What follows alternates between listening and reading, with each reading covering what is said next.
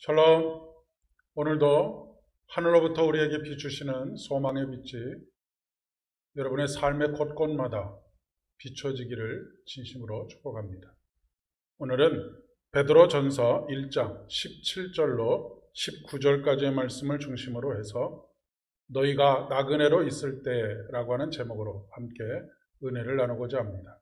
오늘 우리에게 주시는 하나님의 말씀은 베드로전서 1장 17절로 19절의 말씀입니다. 외모로 보시지 않고 각 사람의 행위대로 심판하시는 이를 너희가 아버지라 부른즉 너희가 나그네로 있을 때의 때를 두려움으로 지내라.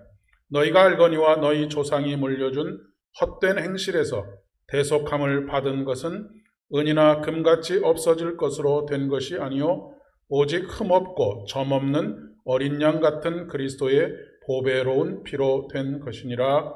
아멘. 요즘 코로나19 통계를 계속 따라가면서 매일 반복해서 보는 숫자 중에 하나가 사망자 수입니다. 사실 평소에는 별로 그렇게 잘 살펴보지 않는 숫자입니다. 한 해만 해도 2020년 한 해만 해도 우리나라에서 30만 명의 이상의 사람들이 죽음을 맞이했습니다. 그런데 인간은 죽음을 두려워하지만 평소에는 죽지 않을 존재처럼 죽음을 잊고 살아갑니다.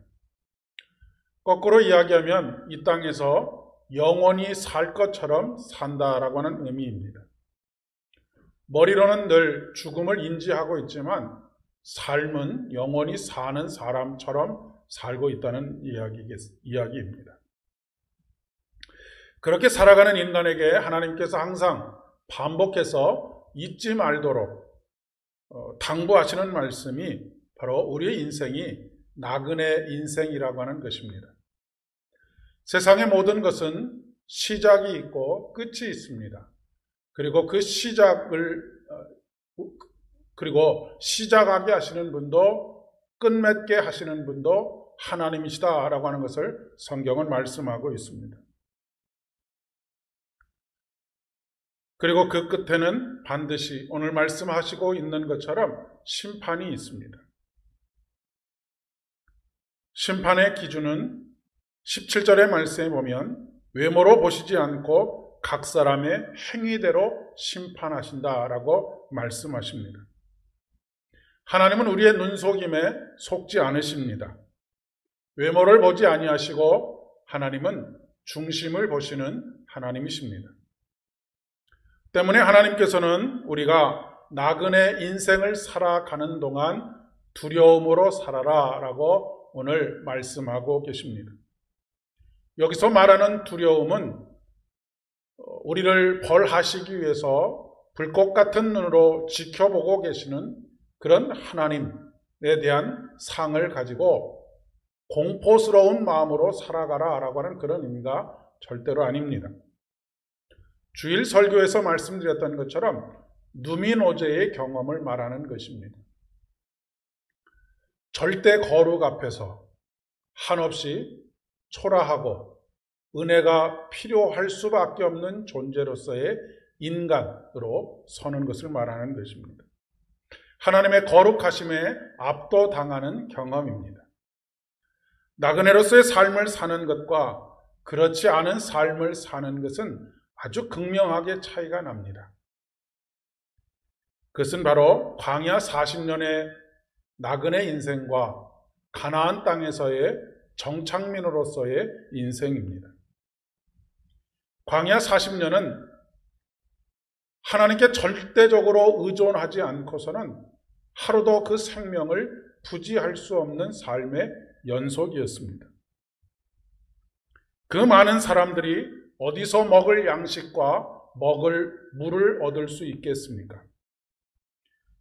상존하는 위험의 상황 속에서 그들을 지켜주거나 보호해 줄 수 있는 아무런 뒷배경도 없었습니다.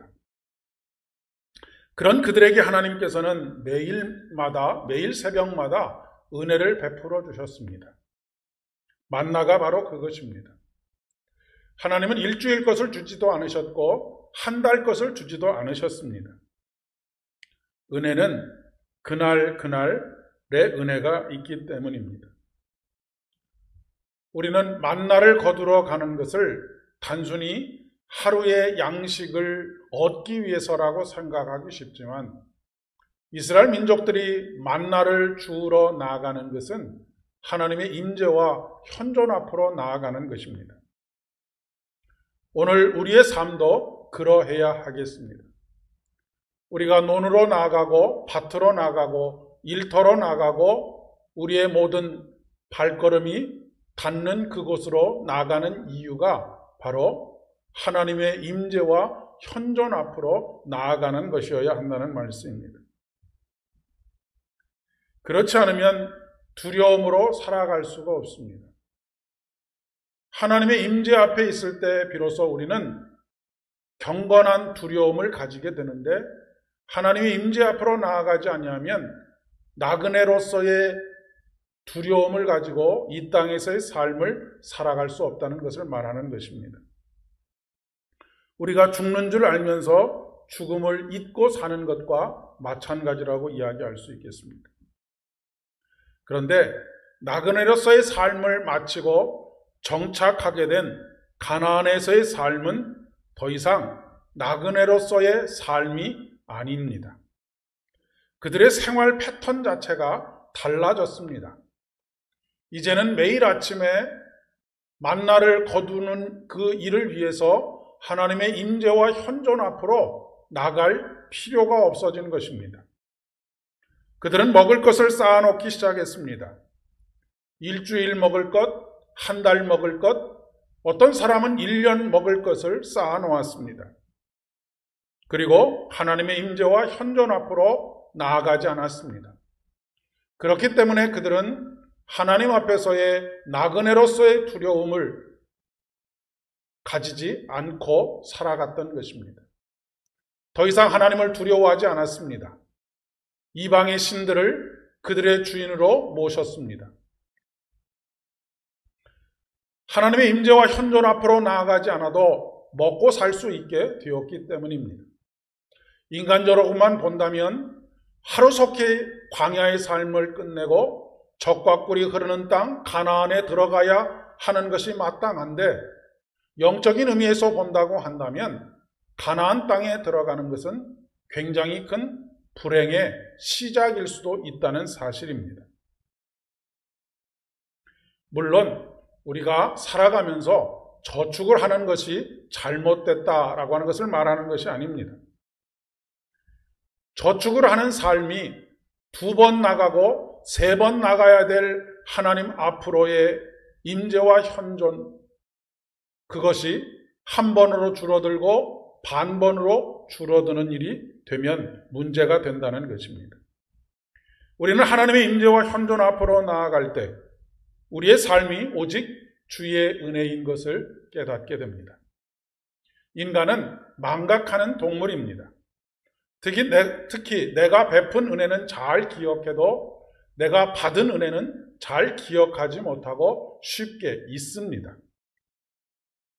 우리가 나그네의 삶으로서 매일매일 하나님의 임재와 현존 앞으로 나아가야 하는 이유가 바로 여기 있습니다. 우리는 매일매일 주신 은혜를 잊어버리고 살기 때문에 그렇습니다. 그렇지 않으면 은이나 금같이 없어질 것으로 우리가 구원을 받고 삶을 영위할 수 있는 것처럼 착각합니다. 오늘도 그렇게 살아가는 사람들이 얼마나 많이 있는지 모르겠습니다. 매일 하나님께로 나아가십시오. 하나님께 나아가는 길은 오직 흠없고 점없는 어린 양과 같은 그리스도의 보배로운 피밖에 없습니다. 주님 앞에서 우리 주님의 거룩, 즉 누민호제의 경험을 하시기를 바랍니다.